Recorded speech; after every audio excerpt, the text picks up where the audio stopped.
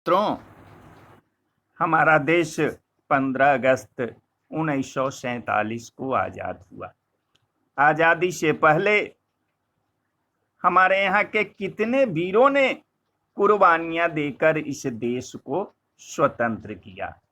आज हम कुछ ऐसे नारे को बताएंगे जिस नारे के बदौलत हमारा देश स्वतंत्र हुआ और स्वतंत्रता सेनानी ने उस नारा को दिया था।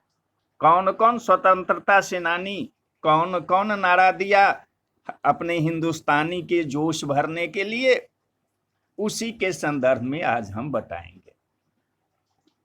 10 को बाद 15 अगस्त 1947 को भारत को आजादी मिली। देशवासियों को आजाद कराने के लिए हजारों स्वतंत्रता सेनानियों ने बलिदान दिया। उन्होंने देश के लिए लड़ाई लड़ने में अपना सब कुछ न्यौछावर कर दिया। उन्हीं के कोशिशों के कारण हमें आजादी मिली। आजादी के मतवालों के बीच जोश भरने के लिए हमारे देश के कई बड़े स्वतंत्रता सेनानियों ने नारे दिए। कुछ नारे तो आजादी की लड़ाई के दौरान सबकी जुबान पर चढ़े हुए थे। आइए आज हम बताते हैं स्वतंत्रता सेनानियों द्वारा दिए गए बड़े नारों के बारे में। इनकलाब जिंदाबाद, इस नारे को तो उर्दू के कवि और स्वतंत्रता सेनानी मौलाना हसरत मोहानी ने उछाला था, लेकिन देश के महान क्रांतिकारी भगत सिंह ने इसे लोकप्रिय बनाया। उन्होंने सिर्फ 23 साल की उम्र में देश के लिए खुद को कुर्बान कर दिया। यह नारा आजादी की लड़ाई के दौरान सबकी जुबान पर चढ़ा हुआ था। इस नारे ने युवाओं को प्रेरित किया, जिससे आजादी के लड़ाई में युवा वर्ग ने बढ़ चढ़कर हिस्सा लिया। तुम मुझे खून दो, मैं तुम्हें आजादी दूंगा। ये नारा आजाद हिंद के फौज के संस्थापक नेताजी सुभाष चंद्र बोस ने यह नारा दिया था। उन्होंने लोगों को आजादी के लिए लड़ने की खातिर प्रेरित करने के लिए यह नारा दिया। इनसे प्रेरित होकर हजारों नहीं लाखों युवकों ने अपनी जिंदगी को कुर्बान कर दी। करो या मरो, ये नारा महात्मा गांधी ने दिया था।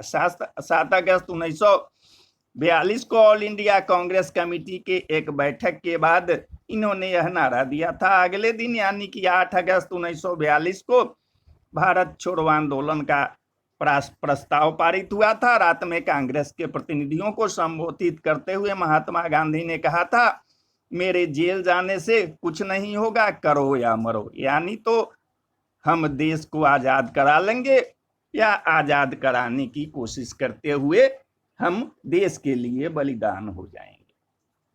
सारे जहां से अच्छा हिंदोस्तां हमारा, यह गीत अभी तक हमारे जुआ पर है और अक्सर कोई जब देश की बात होती है तो इस गाना को बजाया जाता है। प्रसिद्ध कवि, राजनीतिज्ञ और दार्शनिक मोहम्मद इकबाल ने गीत को लिखा था। इस गीत का इस्तेमाल युवाओं के बीच देशभक्ति का जज्बा पैदा करने के लिए किया गया। वंदे मातरम, वंदे मातरम यानी मां मैं तेरे सामने नतमस्तक होता हूं। इस कविता को बंकिम चंद्र चटर्जी ने लिखा था। उन्होंने आजादी के आंदोलन के दौरान इस कविता में भारत को देवी और मां के रूप में दिखाया। सत्यमेव जयते, इस नारे को मुंडकोपनिषद से लिया गया है। इसका मतलब होता है सच की जीत होती है।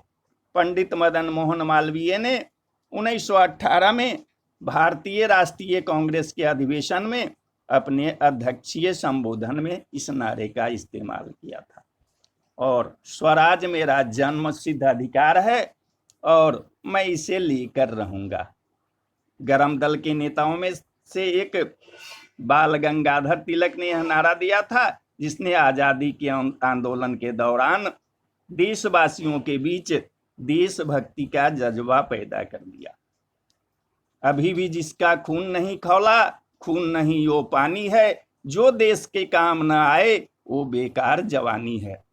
यह नारा चंद्रशेखर आजाद ने दिया था। चंद्रशेखर आजाद उन क्रांतिकारियों में शामिल थे जो अब तक युवाओं की प्रेरणा है। उन्होंने देशभक्ति की भावना को जागृत करने के लिए यह नारा दिया था। सरफरोशी की तमन्ना अब हमारे दिल में है, देखना है जोर कितना बाजुओं का दिल में है। राम प्रसाद बिस्मिल, ये लाइनें राम प्रसाद बिस्मिल की एक कविता है। बाद में इसका ब्रिटिश शासन को चुनौती देने के लिए नारे के तौर पर इस्तेमाल किया गया। आराम हराम है, ये नारा जवाहरलाल नेहरू ने दिया था। देश के पहले प्रधानमंत्री और स्वतंत्रता सेनानी जवाहरलाल नेहरू ने ब्रिटिश शासन से लड़ने के लिए यह नारा दिया था। उनका मानना था कि जब तक आज़ादी नहीं मिल जाती तब तक हम आराम की सांस नहीं ले सकते। तो जय हिंद, जय भारत।